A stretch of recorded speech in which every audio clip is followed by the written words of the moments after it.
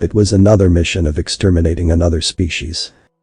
These humans were another illness in the universe that must be eliminated. Luckily for us, they were trusting, so trusting that they just provided us their biological details. We were humored by their diplomatic requests. We pretended to agree as we sent a ship filled with a pesticide that would choke out their atmosphere with a poisonous chemical. It was simple as usual. All the humans on the surface were choked out from the chemical mixture without us having to lift a finger. Another ship was sent with another drop ship filled with a neutralizer, along with another ship filled with a few million soldiers to neutralize any humans who somehow survived it. Our plans for an easy conquest were ended when we lost contact with our troops. We thought it was just an unfortunate incident. Maybe the landing system just failed. So, we organized another landing. When they arrived, they discovered a few lights in the night. However, yet again, they lost contact as soon as they sent a single message about some older chemical rockets coming up to meet them. That was concerning, because the humans were talking about their chemical rockets and their hope for a peaceful communication before our first attack. Yet we still didn't want to waste too many resources for a conventional war. So we sent a slightly large fleet of 2 ships and another poison container. However, we got good news that one of the 2 ships we thought to have been lost were seen in orbit, docked to what looked to be a primitive space station. They transmitted a single message before once more their signal cut out. There are humans boarding the ship. They are wearing armor that we can't seem to penetrate. Requesting permission to, this is for Earth, you alien scum. Later translated by one of our experts. After that, the transmission cut out and we decided that Earth wasn't worth the struggle. We disabled the warp drives of the ships remotely and figured that was the end of it.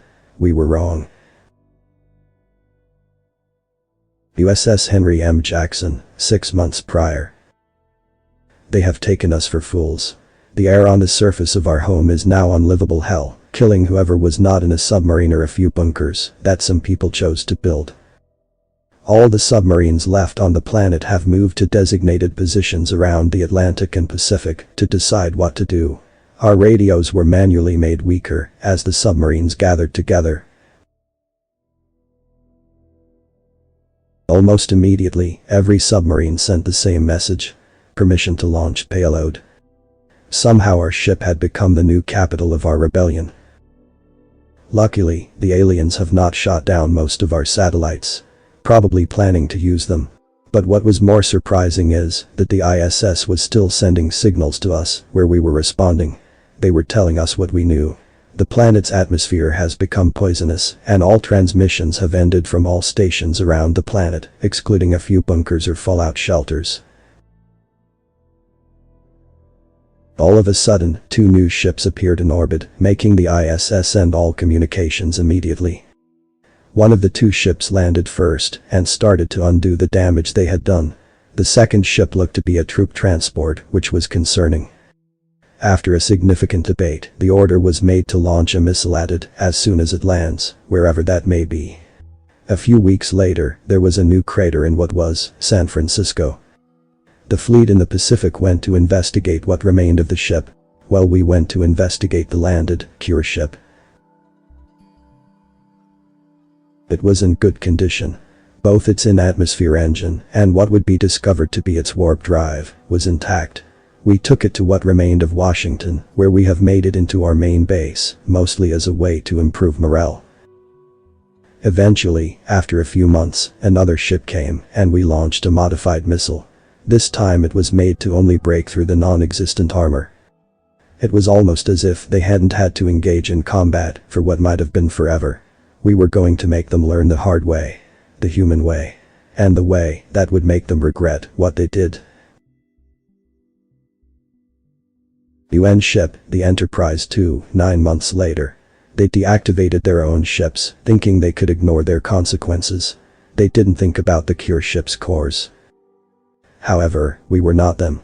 Any of the crew that surrendered were imprisoned and treated with the dignity our species wished to have been. Eventually, we were able to translate between the prisoners and they asked us why we were letting them live. Our response became engraved in the history books. We are humans, and we came in peace. It is now your choice to stand down in peace. A few of them gave up some information about what they knew, requesting that we would be willing to spare their people. That would depend on how their government would respond. We have learned where their capital planet was.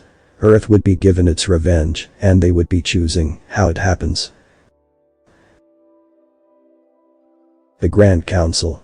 The humans have arrived with a single ship. Despite them somehow knowing our capital planet was where we were not scared of this bluff. We told them as much, leading to a single response sent from their ship. The last one we would ever read. You have awoken a people's rage that was already waking from its slumber. You have only fanned the flames of a fire that will soon consume you and what will remain of your empire in the aftermath. After that, we detected they added missiles to their crafts. Holy, that's a lot of missiles. Thousands of missiles were launched from their ship. We couldn't intercept them all. And even more unfortunately for us, humans had nuclear weapons. That was the end of not only us, but our empire. Because those damn humans couldn't die. Author's name and the link to original text is in the description. Consider tapping the thumbs up and pressing the subscribe button if you enjoyed this video.